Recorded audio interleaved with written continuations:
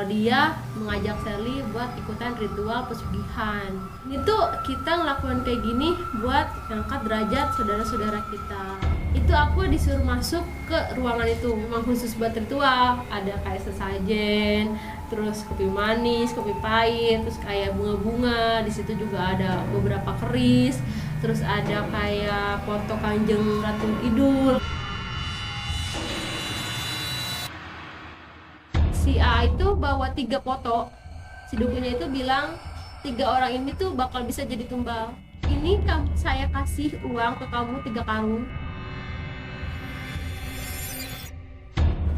Kayak berdampak negatif banget dah sama aku dan keluarga. Kalau si A kan memang melakukan ritualnya tuh secara detail. Terus udah gitu dia juga udah sempat ngambil uangnya, jadi dia yang lebih parah. Dia badannya kering, terus korengan, semuanya badan tuh korengannya sampai pada berdarah. Itu ada sosok yang dulu saya temuin yang tinggi besar itu berbisik sama om aku. Dia bilang mau diambil anaknya atau dilarang.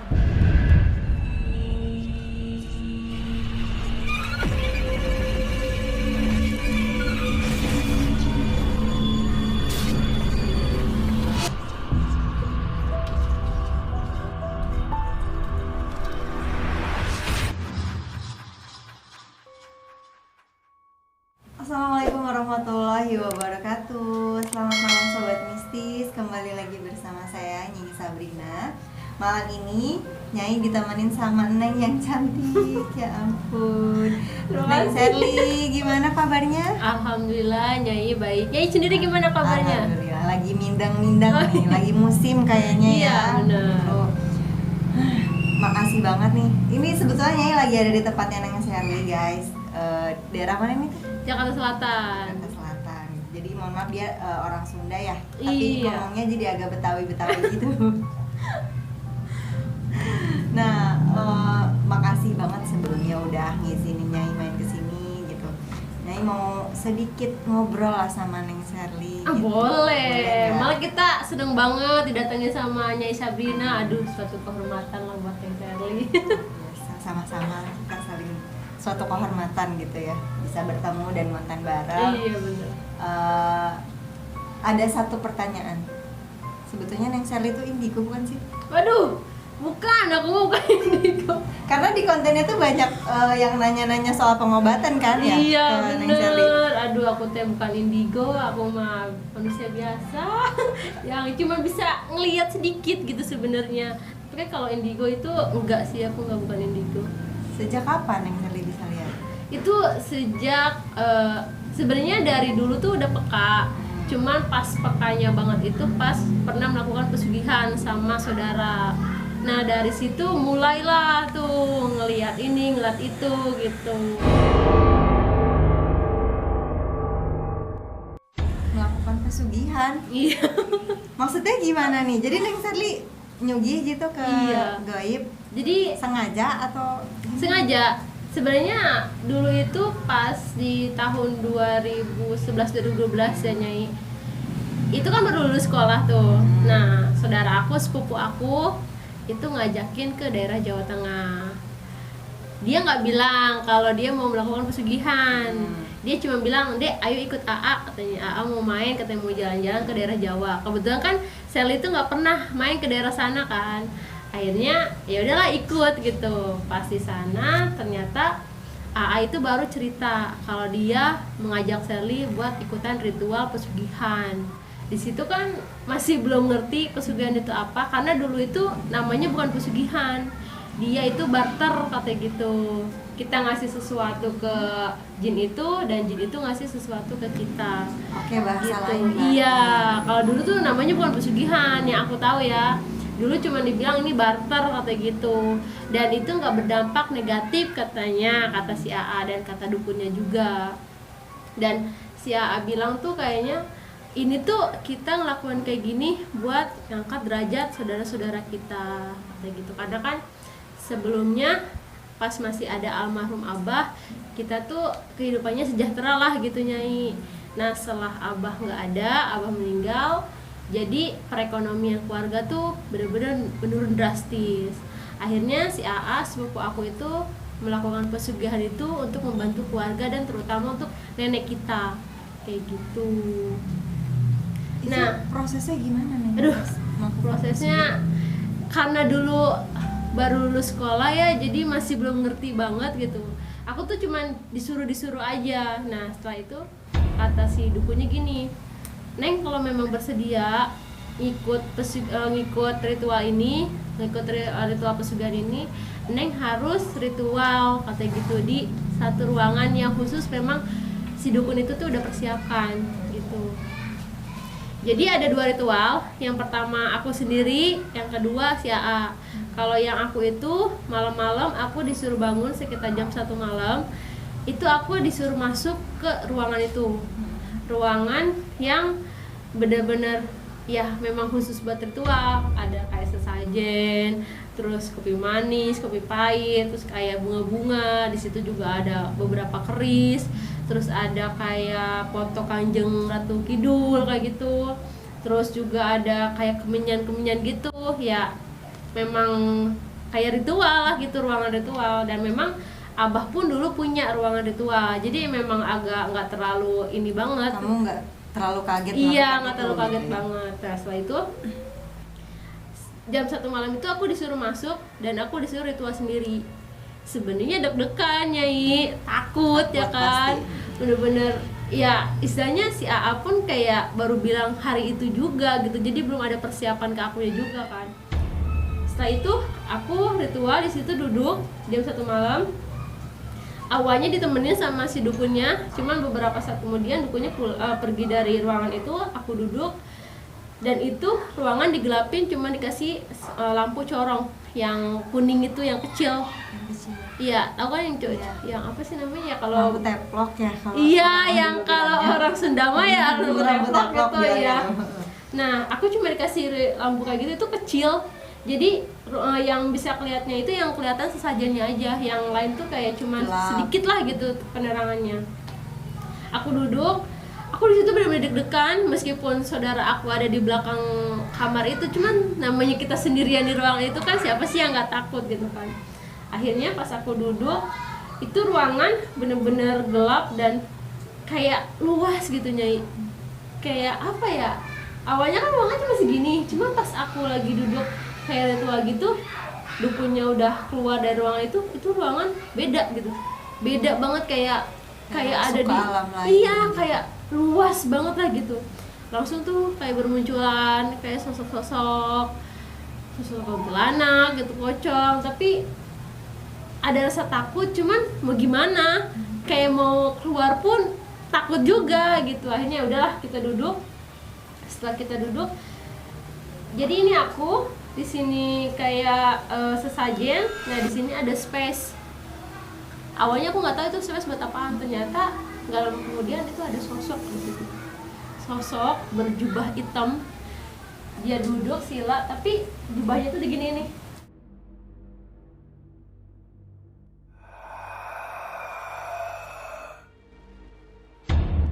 Jadi nutupin muka? Iya, nutupin muka kayak gini nih. Kontak aku kaget dong. Kata aku kok tiba-tiba ada sosok gitu di situ. Nah dia nanya pakai bahasa Jawa. Awalnya kan aku nggak ngerti kan bahasa Jawa. Kata aku maaf Nyai, aku nggak bisa bahasa Jawa, aku gituin kan. Terus kata dia ya udah, pas dia ngomong, kamu siapa? Kamu dari mana? Dan kamu mau ngapain kesini? Kata gitu. Aku kan udah dikasih tahu nih sama si dukunya mau ngomong apa aja. Jadi jawabannya sudah iya, udah dikasih tahu. Terus kata aku Sherly, aku dari Bogor dan aku berniat untuk membantu saudara aku untuk melakukan pesugihan. Aku gituin. Jujur dari awalnya itu aku nggak tahu yang namanya pesugihan secara detail tuh, aku nggak tahu.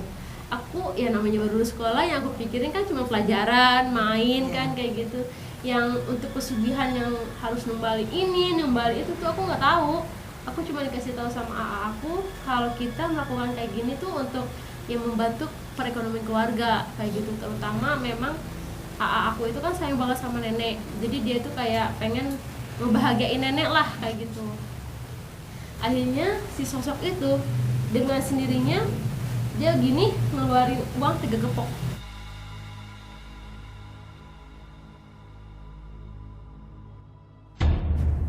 3 gepok dan itu 100 ribuan dulu. Itu kelihatan. Iya, aku kelihatan kan ada lampu corong kan, jadi di depan aku tuh kan lampu corong tuh, jadi kelihatan gitu.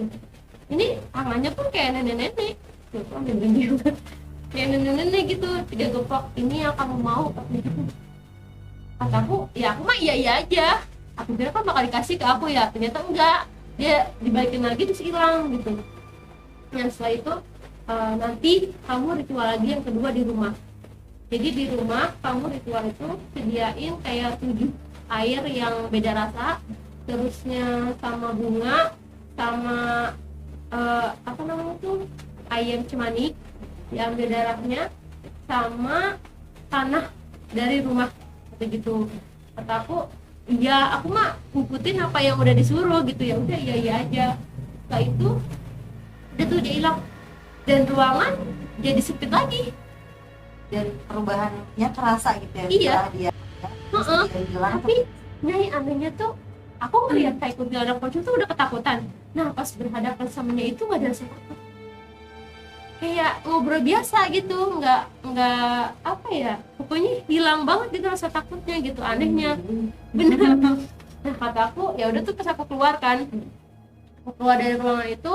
Nah si AA tuh baru melakukan ritual yang kedua, itu di belakang rumahnya si dukun itu, kayak gua gitu. Nah aku kan nggak ikut kan, aku tidur tuh di situ. Nah pas pagi-pagi tuh bangun, si AA langsung ngajakin aku pulang. Aku tanya, kenapa kok langsung buru-buru pulang gitu, kita belum makan belum apa kan, udah ayo kita pulang atau gitu. Sambil sedih, sambil kayak udah gimana sih, orang bener-bener sedih banget gitu. Tapi aku belum nanya banget, maksudnya si AA tuh kenapa bisa sedih kayak gitu. Pas di perjalanan pulang baru si AA cerita semuanya. Pas di gua itu si AA bilang, AA semalam ke gua sama dukunnya, tapi dukunnya itu cuman nyampe depan kayak apa ya namanya, depan guanya itu, dia nggak masuk ikut. Iya, cuman dia nggak masuk. Kata si AA-nya, AA masuk sendiri ke gua itu. AA masuk, gelap banget, dan karena si AA memang bisa ngelihat hal-hal kayak gitu, jadi di gua itu tuh bener-bener banyak banget sosok yang bener-bener nyerimin banget. Ada yang bawahnya ular, atasnya kepala manusia, tapi manusianya bukan manusia kayak kita, muka-muka kayak kita, jadi yang bercaling lah, terusnya matanya besar atau kayak gimana, itu berupa-rupa lah kayak gitu. Nah setelah itu pas udah nyampe tempat yang dituju, itu si AA duduk kayak bertapak gitu, muncullah sosok yang ketemu sama aku yang malam-malam itu. Cuman dia lebih memperlihatkan sosoknya kayak gitu, sama dia didampingin sama sosok yang tinggi gede, kayaknya tuh kayak penjaganya gitu. Dan si AA pun juga ngeliat di sebelah kiri sebelah kanan itu ada beberapa orang, tapi yang diikat pakai rantai kayak gitu. Tapi nggak tahu, AA tuh kayak nggak memperdulikan lah gitu masalah kayak gitu. AA terfokus sama si sosok itu. Dan si AA itu bawa 3 foto, ya mungkin itu yang bakal ditumbalin mungkin ya, karena kan nggak tahu juga. Awalnya kan memang benar-benar nggak tahu, cuma pas si A cerita, dia itu bawa 3 foto orang yang paling dia benci, kayak musuhnya gitu, musuhnya si AA. Dia kasih 3 foto itu ke si Nyai itu, dan udah tuh kayak dilah gitu sama si Nyai itu. Dan si AA dikasih 3 karung uang, 3 karung uang sama golok. Nah si nyainya itu bilang, kamu pulang dari sini, kalau misalkan ketemu sama seseorang ataupun yang menghalangi kamu tebas dengan golok ini, kayak gitu. Nah si AA mikirnya itu si 3 orang ini Nyai, yang 3 foto itu. Jadi si AA tuh mikirnya apa yang dari 3 orang ini nih yang bakal menghalangi si AA kan. Dia udah kegirangan, udah istilahnya ya, dia pikir kan udah berhasil nih, udah dapetin duit kan, 3 karung, siapa sih yang nggak senang gitu kan. Nah pas dia jalan nih ke arah depan gua, itu ada sosok, dia masih transparan gitu, kayak masih belum jelas banget. Nah si AA udah mau tebas, pas udah mau deket, si sosok ini berubah jadi nenek kita, bener-bener berbentuk nenek kita. Itu si AA yang tadinya mau nebas nggak jadinya, karena ngelihat nenek kita gitu. Maksudnya orang yang paling kita sayang, orang yang pengen banget kita bahagiain gitu, kenapa harus dia gitu yang muncul. Nah pas ya udah mau nebas tuh kan ngelihatnya sosok nenek kita kan, dia duduk, dia lemes, dia taruh semuanya, uang, golok dia taruh semuanya. Langsung si A keluar, lari dia sambil kayak nahan nangis, nahan kesel, nahan sedih lah gitu. Dia pun sampai nggak ngomong sama dukunnya, karena dukunnya juga kayak ngebohongin si AA gitu. Si dukunnya itu bilang 3 orang ini tuh bakal bisa jadi tumbal, tapi ternyata yang datang itu malah sosok lain kayak gitu, yaitu nenek kita. Sesuatu yang paling Iya, paling berharga. bener. Dan kenapa sih AA langsung ngajak kita pulang, dia tuh kayak udah merasa bersalah banget gitu Nyai. Dia pengen buru-buru pulang, pengen banget kayak minta maaf lah sama Umi. Bukan Umi, Umi itu nenek aku. Umi itu dulu masih ada, jadi kayak merasa bersalah banget gitu. Pas dari situ kita pikir tuh udah gitu, nggak ada terjadi apa-apa lagi, udah nggak bakal, ya istilahnya nggak bakal ada teror, nggak bakal ada apalah. Iya, nggak bener, kayak oh ya udahlah gitu. Lagi pula kan kita nggak melanjutkan ritual yang kedua juga kan. Jadi itu ternyata salah gitu. Kita tuh salah, malah dari situ banyak banget kayak sosok-sosok dan kayak berdampak negatif banget dah sama keluarga kayak gitu. Jadi benar-benar kayak aduh, itu kalau ingat-ingat masa lalu tuh benar-benar sedih, terus menyesal banget lah kayak gitu. Sampai aku yang tadinya cuma bisa ngeliat kelibatan, terus bisa ngeliat kayak ya kikikan doang gitu, setelah ketemu sama itu jadi makin parah gitu.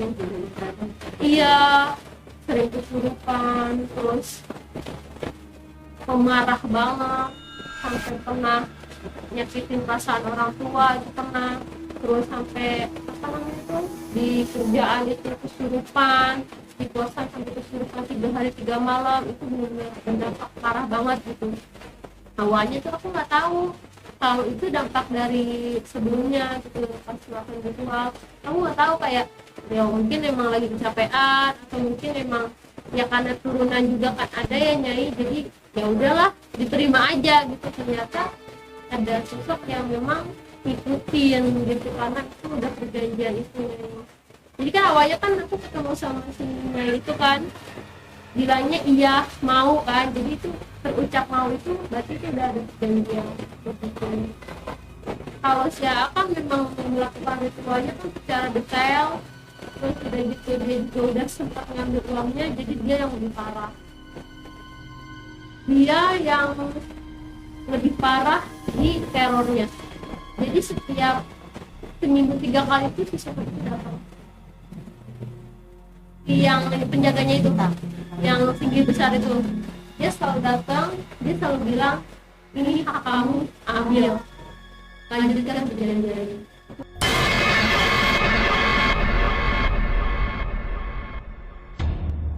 Tapi karena si AA-nya juga takut yang diambil itu nenek kita, ya dia nggak mau, dia tetap nggak mau.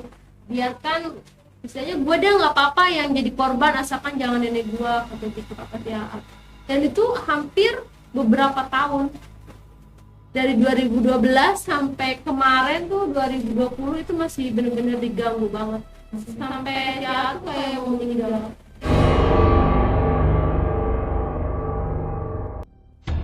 Dan setiap anak dia yang istrinya lagi hamil itu entah itu keguguran, kalau enggak pas 8 bulan bayinya meninggal gitu, itu selalu hampir 4 kali. Iya, Istrinya hamil tapi selalu tidak iya. jadi. Dan itu sebelum istrinya keguguran, sosok itu datang. Jadi sosok itu datang ke si AA, harus melanjutkan perjanjiannya. Si AA-nya menolak, AA-nya sakit, istrinya keguguran gitu. Dan yang terakhir yang lebih parahnya itu, si AA itu udah dibikin benar-benar sakit parah. Kata dokter tuh, ya dokter tuh kayak udah angkat tangan gitu sama sakitnya si AA. Kita juga udah berobat ke ustadz, ke orang pintu tuh udah semuanya dilakuin, tapi hasilnya nihil gitu. si istrinya itu keadaan lagi hamil 8 bulan. Ya bener-bener lagi kayak ya mungkin udah sekaratul maut kali Nyai. Udah bener-bener keluarga tuh udah pada sedih udah ngelihat keadaannya si AA. Dia badannya kering, terus korengan, semuanya badan tuh korengan Nyai, sampai pada berdarah. Nah pas ya AA itu udah kayak ya mungkin itu udah mau meninggal, itu ada sosok yang dulu saya temuin yang tinggi besar itu berbisik sama om aku. Dia bilang mau diambil anaknya atau ya.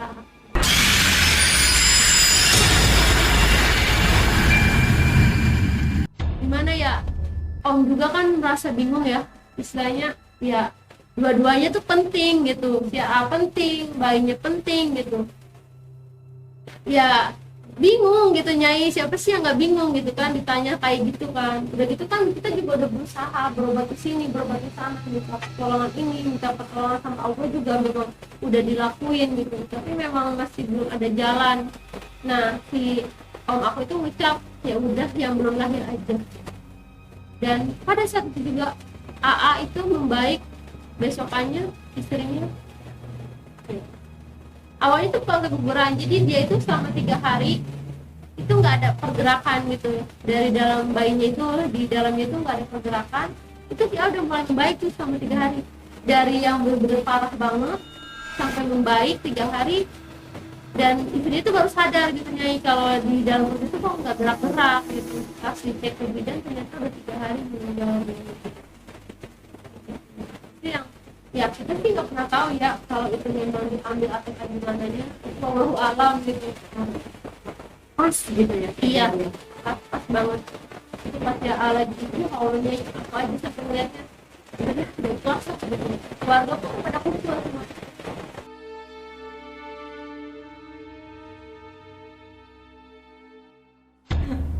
Nah, si A itu dimandinya itu di luar, kayak outdoor gitu. Nah, di samping kamar mandinya itu, jadi kan kamarnya kan kebuka. Ada pohon-pohon. Jadi kayak ada pohon kelapa, ada pohon nangka. Nah, salah satunya ada pohon kelor. Nah, itu pohon kelor tiba-tiba goyang sendiri. Padahal bener-bener nggak ada angin, nggak ada hujan, nggak ada apa-apa. Yang anehnya itu cuma daun kelor yang goyang sendiri, sedangkan yang pohon-pohon yang lain itu enggak gitu. Kita udah mulai merasa aneh kan dari situ. Nah setelah si A dimandikan, itu si A bener-bener berubah total Nyai. Dia kayak orang linglung, nggak kenal diri dia sendiri, nggak kenal sama siapa-siapa, bahkan sama aku, sama istri, sama anaknya tuh nggak kenal. Itu bener-bener kayak dia di suatu tempat yang bener-bener dia cuma sendiri dan nggak kenal sama siapa-siapa gitu. Aku kan khawatir ya, sampai aku bilang, Kak kenal nggak sama Dede? Nggak kenal sama siapa-siapa. Aku ngelihatnya kan awalnya mungkin bercanda nih sih ya kan, karena kan aku tahu dia kayak sering bercanda, tapi itu bener-bener kosong gitu, pandangannya tuh kosong. Dan semuanya itu ngeliat, semuanya nanya juga sama si AA, nggak kenal. Bahkan aku sampai ngeluarin HP aku buat ngasih tahu gitu, ini foto anaknya sama foto istrinya tuh nggak kenal sama sekali. Aku penasaran, aku nanya sama Pak Ustadznya. Kata aku, Pak Ustadz ini kenapa AA saya gitu. Jadi gini Neng, si AA ini setengah raganya, hampir semua raganya itu udah dirasukin sama yaitu sosok-sosok. Jadi setengahnya itu kayak udah ada di sana dan setengahnya masih ada gitu. Dan setengahnya itu udah dirasukin sama bukan beberapa jin lagi, tapi udah ribuan jin gitu, kata si Pak Ustadznya. Dan memang proses untuk mengembalikan semua raganya, kata Pak Ustadznya gitu. Oh ya udah, nah setelah itu sekitar jam 10 malaman barulah si A diruqyah. Jadi aku sama si A masuk ke musola, terus dikelilingin sama para ininya Pak Ustadznya tuh kayak apa sih namanya tuh, asisten sama beberapa muridnya kan. Di situ juga muridnya kayak baca Al-Fatihah juga, bantu doa gitu. Aku di tengah-tengah tuh ada dua Pak Ustadz, yang satu asistennya, dia lagi ngebacain aku doa. Nah baru setengah doa aku langsung kesurupan di situ, nggak sadar. Tuh kesurupannya tuh kayak ngerupain ular katanya gitu, sampai aku ngerangkak kayak gitu. Itu aku nggak sadar, aku diceritain kan sama suami aku. Nah setelah itu aku diobatin, aku disuruh istirahat dulu, baru si AA diruqyah. Pas si AA diruqyah itu kan dia dibaringin tuh, terus dikasih air dulu, baru dibacain doa. Itu si AA bener-bener kelihatan kayak orang lagi digorok. Dia sampai kayak nahan kesakitan, itu bener-bener kayak orang yang digorok gimana ya, kayak gitu. Dulu kan si AA pernah bilang kalau dia itu disuruh digorok orang kan, kalau misalkan dia ada yang menghalangi dia. Nah di saat dia diruqyah itu dia ngerasa kalau dia tuh lagi digorok gitu. Dan gitu semuanya ngelihat, aku, mama aku, terus suami aku tuh semuanya ngelihat kejadian kayak gitu. Aku juga sampai bilang, kok bisa ada yang kayak gini gitu loh Nyai. Aku kan biasanya ngeliat cuma di TV-TV. Memang aku pernah juga ngeliat pada saat aku waktu kecil, dan itu proses kayak penyembuhan dari abah aku kan. Cuma kan waktu kecil kan kayak inget nggak inget gitu. Dan pas kemarin ngeliat secara langsung tuh kayak percaya nggak percaya gitu kalau kayak gitu tuh ada gitu. Dan setelah beberapa saat itu angin sama hujan tuh bener-bener datang berbarengan. Dan anehnya anginnya itu keliling-keliling rumah itu aja, jadi kayak ngelilingin rumah itu, bener-bener aduh kayak nggak percaya banget gitu, maksudnya hal kayak gitu tuh ada gitu. Dan pas ya lagi di Rukia, aku kesurupan lagi, kesurupan cewek. Kata dia tuh gini, si ceweknya ini udah lama katanya deket sama aku. Nah si aku itu ngomong, katanya si sosok yang dimasukin ke aku itu ngomong, katanya aku itu udah lama tinggal di tempatnya Sherly, di tubuh aku, katanya gitu. Jadi aku tuh nggak mau dilepas katanya. Jadi dia tuh udah kayak udah suka gitu sama aku. Nah kata Pak Ustadznya, jangan katanya, kamu tuh merusak, katanya gitu. Akhirnya sama Pak Ustadznya diobatin lagi. Nah aku kan diistirahat lagi tuh, suruh istirahat lagi. Cuman aku masih di musola itu, masih ngeliatin proses si AA di Rukia. Aku setengah sadar Nyai, kayak namanya abis kesurupan tuh kayak lemes gitu kan. Aku setengah sadar, aku ngeliat ke jendela, itu banyak banget sosok-sosok di luaran musola itu, tapi mau pada masuk, kayak kesedot energinya gitu. Jadi mau masuk tapi nggak bisa gitu, kayak ada penghalangnya gitu. Aku kayak kataku, kok itu banyak banget sosok-sosok gitu, apa aku mimpi apakah gimana. Tapi bener-bener kayak kuntilanak, pocong, apa aja ada. Mereka tuh kayak kesedot tapi nggak bisa masuk ke musola itu, tuh nggak bisa masuk gitu, kayak ada penghalangnya gitu. Nah setelah itu semuanya pas selesai si AA diobatin, itu sekitar jam 2:30 dia sadar, semuanya kembali normal. Hujan nggak ada, angin nggak ada, dan sosok-sosok yang mau masuk itu juga nggak ada. Itu bener-bener kayak bener-bener di film gitu, tapi aku ngelihatnya secara nyata gitu. Nah setelah itu si AA disuruh istirahat kan, disuruh pada tidur semuanya. Pas pagi-pagi aku nanya kan sama si AA, semalam kenapa gitu. Dan alhamdulillahnya itu si AA inget semuanya pas malam itu. Kata si AA, semalam itu pas AA lagi dimandiin, itu AA bener-bener pas melek mata, AA udah nggak ada di sini katanya.